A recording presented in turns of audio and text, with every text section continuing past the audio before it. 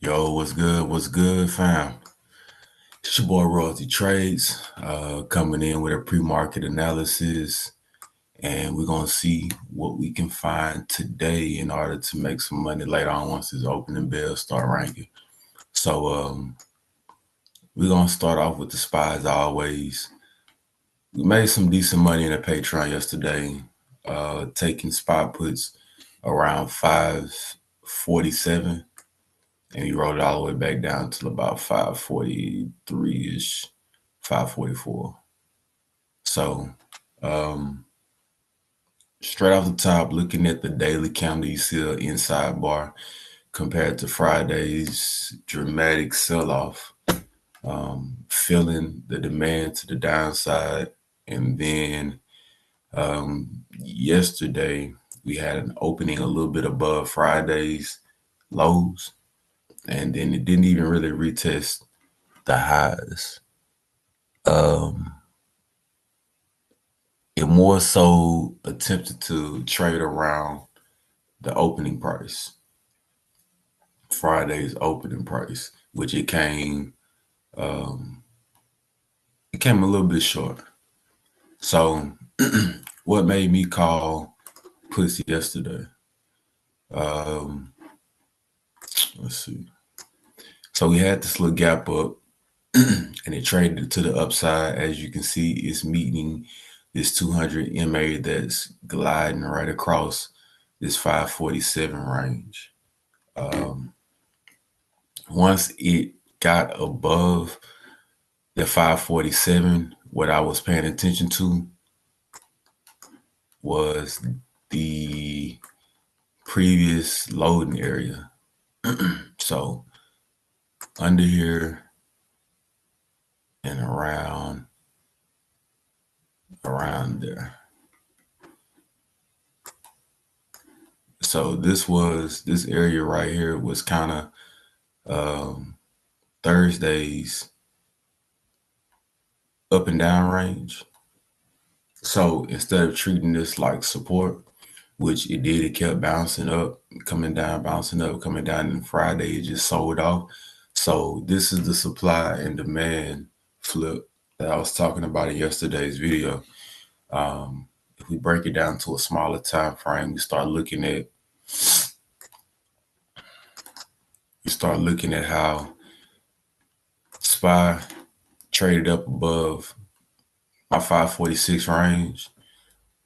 It rounded off according to the bottom of that Thursday's support levels, and then it finally came back down all the way to the top of yesterday's morning gap up. It filled a little bit here and took off. It came back down and retested the top of this demand level box here and end up closing back around here. So this area would be where you're taking profit at if you caught the upside move, just because the day likes to start trickling down after lunchtime, and then you get a little sideways movement and it just sets up for the next following day.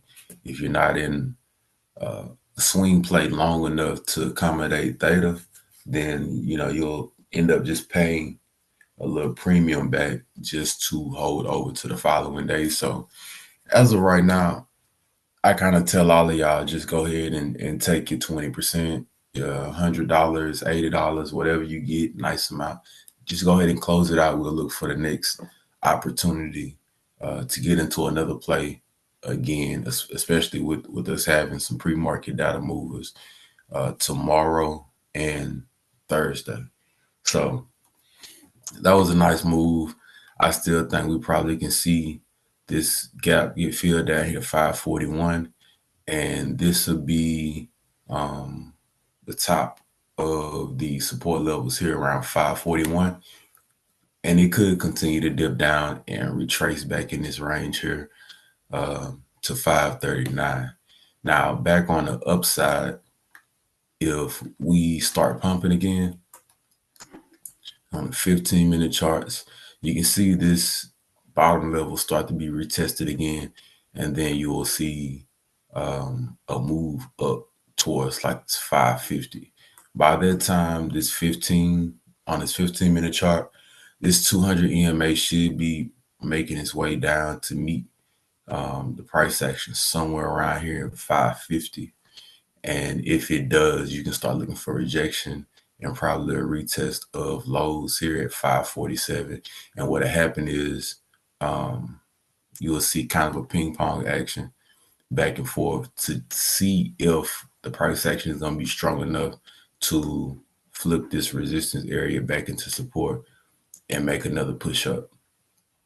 But as of right now, it's trading below the 200 on pretty much all the minute time frames. You see the 200 rolling around here. You see the smaller SMAs curling around. It's all to create a squeeze movement in this range to decide what the market wants to do with it. Scrolling up to the 1 hour, you do see more MAs crashing down around the 547 range. We do have a 34 200 cross coming up that should work the price action back down. Doesn't mean it's going to completely flush it, but in order to get this to come down, the price action has to kind of roll over a little bit and probably hang out in this consolidated area here. If it doesn't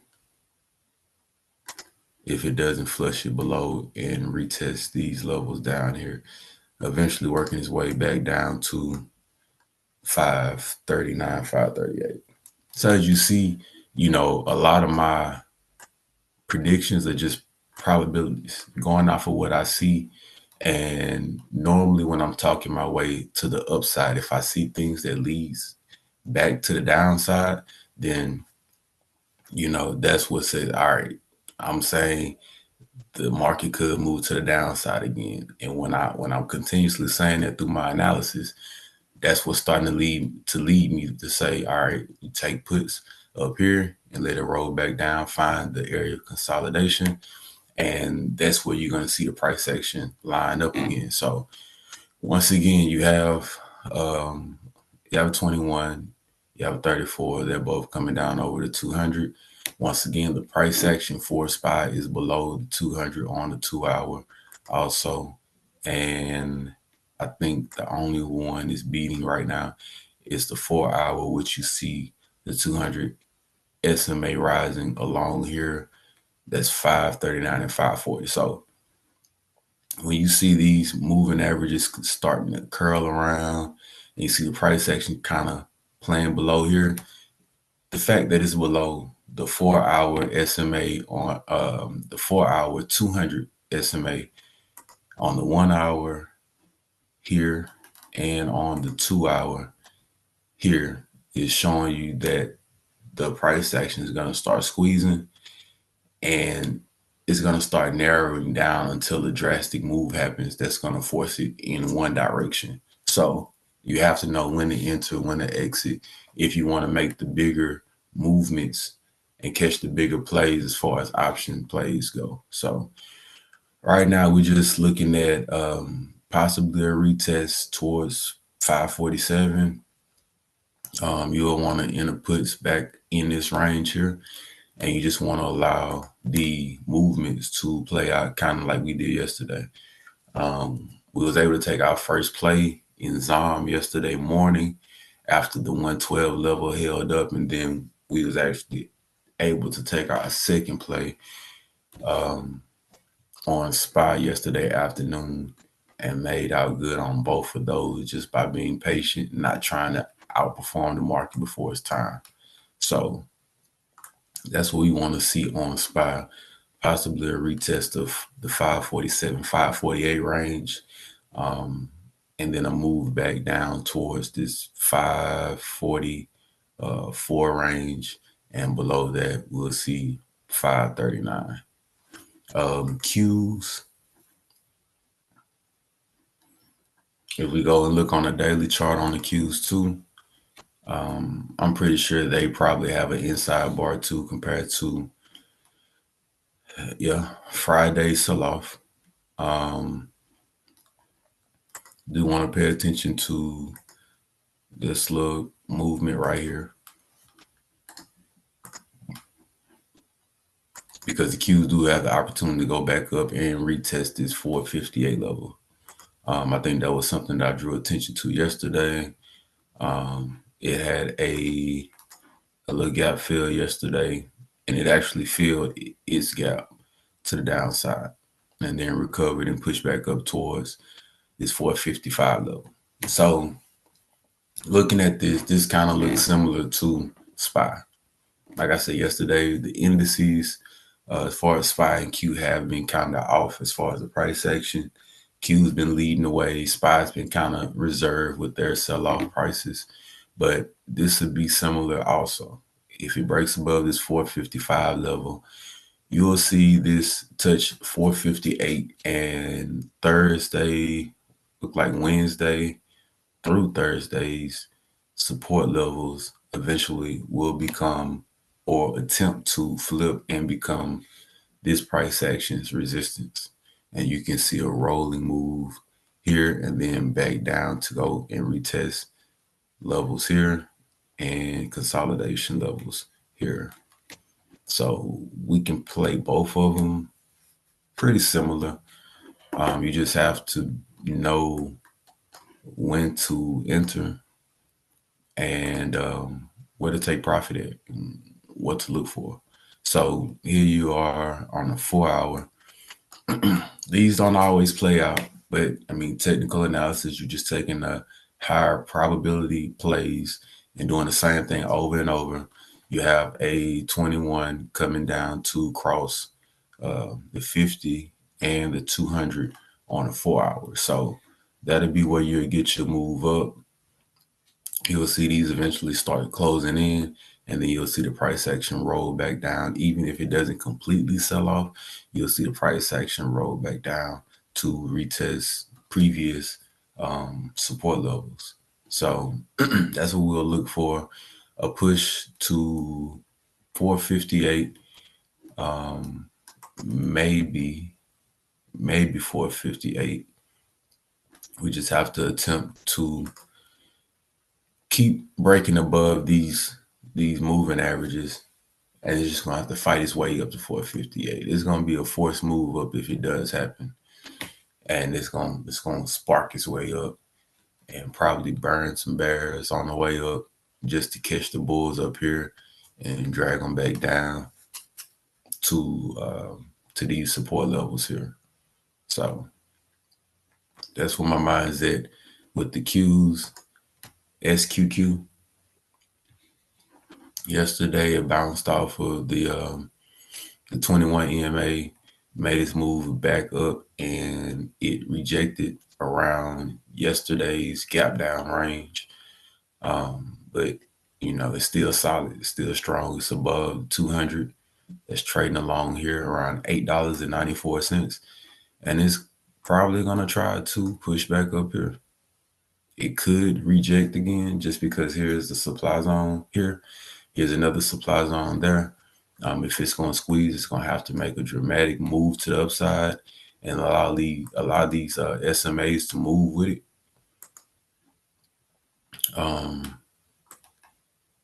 Price action is at $9.40. Here you have a 50-200 cross, a golden cross on a 2 hour, and 4 hour. They're kind of just doing what they want to do on the 4 hour. Okay. And so what we want to do is we want to see if these highs right here is going to be retested around $9.74. As long as it's up here, and it hasn't just completely broke back to a downtrend back here and started rolling over, I'm just looking to the downside on the market until that happens. So SQQ still bullish, so that still sends me to a short-term bearish thesis on tech and the Qs. Just keep this 949 to 974 range in your mind. because that's where the resistance is going to be at. If it does break above this $9.75, you can just expect that to be another supply and demand flip as it continues to try to work its way up to $10. If it starts breaking down, though, it can start rolling over down to about this $9 range, which that should give us some type of confirmation for a market reversal back to the upside as far as tech goes, and downside for this one. But we're just gonna have to wait until it gives us some confirmation on the price action that, all right, it's exhausted. It's not going to move any higher. This supply level is going to hold up, and we can keep grabbing calls in the QQQ or SPY range in order for this to continue to roll over and make money on the upside on the indices. So that's how we're looking at that.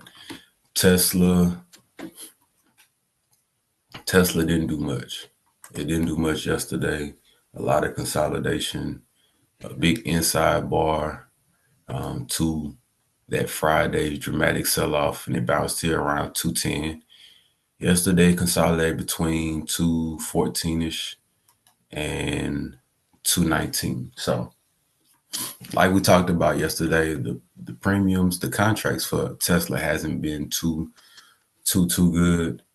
You've been having to go beyond like 920 or 930 just to get decent delta and theta ranges, so you don't eat your profits up just by swinging. And that's probably because it's going to be a lot of consolidation on the days that the market doesn't want to perform. Sometimes we see Tesla actually hold up the market, kind of like Apple does at times. So this is just one of those price actions to where it can get very, very choppy. The supply zone here is what's attempting to be filled. It's just pressured because the market's pressured, and the supply starts here around above 225 till we start seeing the market sell off and go and attempt to find recent support.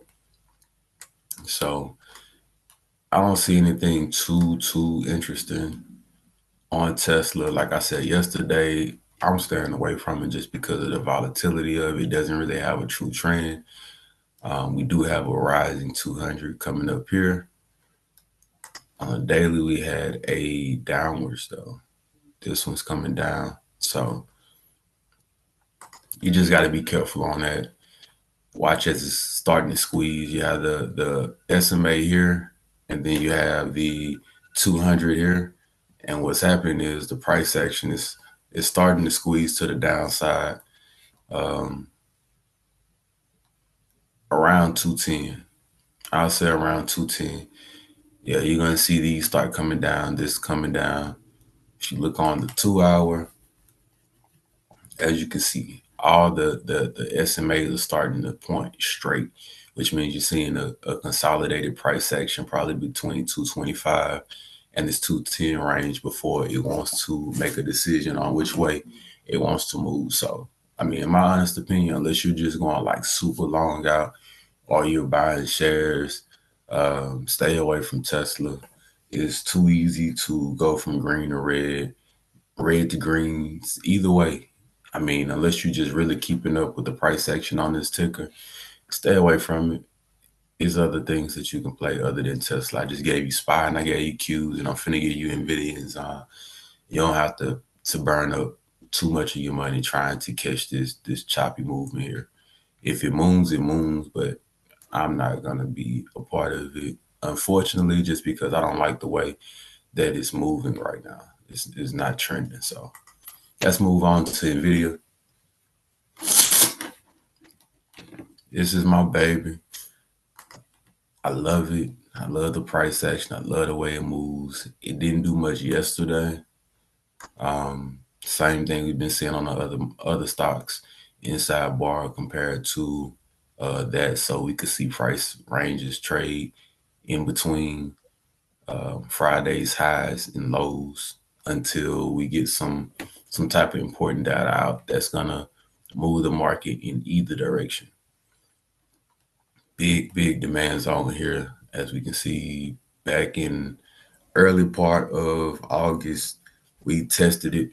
Well, we filled it, retested it, and then finally we just took off towards the upside. This morning looks like trying to trade towards the upside towards 110 if we can take out those highs and we can retest Thursday's highs.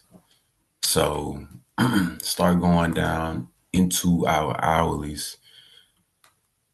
Yeah, so we have some SMAs coming down here over the 200. It's still bearish because it is trading below the 200 on the 4-hour. It is above it on the daily. The 200 on the daily is way down here. So long term, it's still bullish. Short term, mid-term, we're bearish. Keep in mind, it does have this gap up here around 117, 118. We'll know we will be ready to test that once we get the moving averages, start getting some legs underneath it to start pushing us up toward the upside. But as of right now, we want to see this price action build here above 106, 107 range. And that this could carry along if Qs decide that they want to push up towards that 458 range. But here we are watching the price action above here. As you can see, you have a big consolidated zone between here and here.